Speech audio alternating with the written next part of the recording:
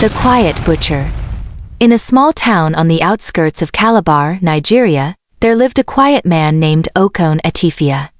Most people knew him as Okon the Butcher. He owned a small roadside meat shop where he sold fresh, neatly cut pieces of bush meat to travelers and locals. He was polite, always smiling with yellow teeth and eyes that never blinked too long. People liked him, especially because his meat tasted different, richer, softer, almost sweet. He said it was antelope. Nobody asked too many questions.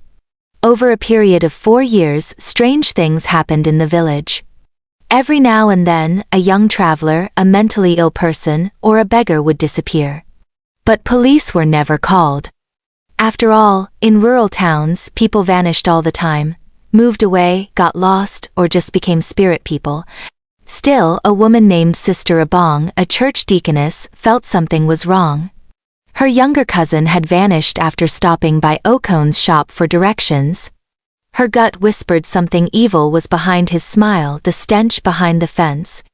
One evening, a terrible smell began creeping out from behind Okon's compound.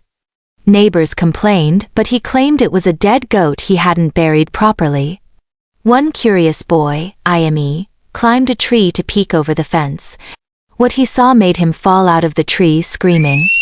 He saw bones, human bones. A pile of them. Some still had flesh. Skulls lined up near a blackened fire pit. The police were called immediately. What they found shook the entire country. The freezer of horror. When the police raided Okon's home, they opened his freezer. Inside were body parts, arms, legs, even fingers. Some wrapped, some skinned.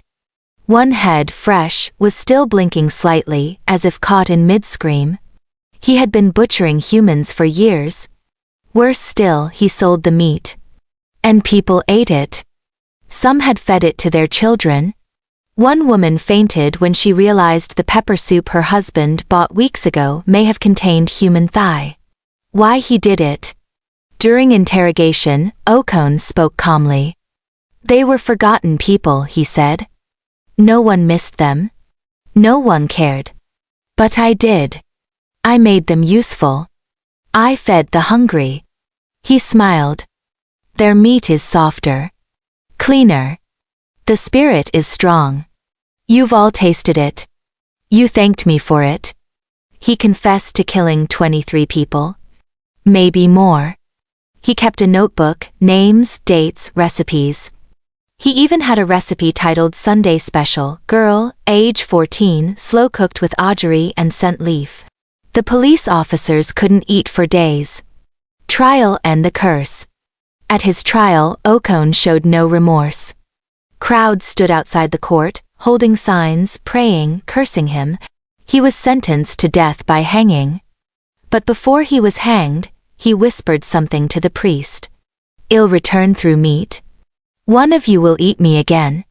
And then he laughed. A laugh that echoed across the prison yard. Years later.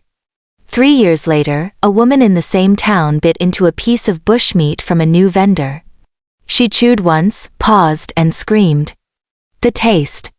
It was the same. The same sweetness. Moral lessons. Evil often wears a smile and stands in open daylight. Trust your instincts. When something feels wrong, it probably is. Never take what's on your plate for granted, know where your food comes from. The worst monsters aren't ghosts. They are people who feel nothing. Some horrors don't end, they echo through time, through stories, and sometimes, through taste.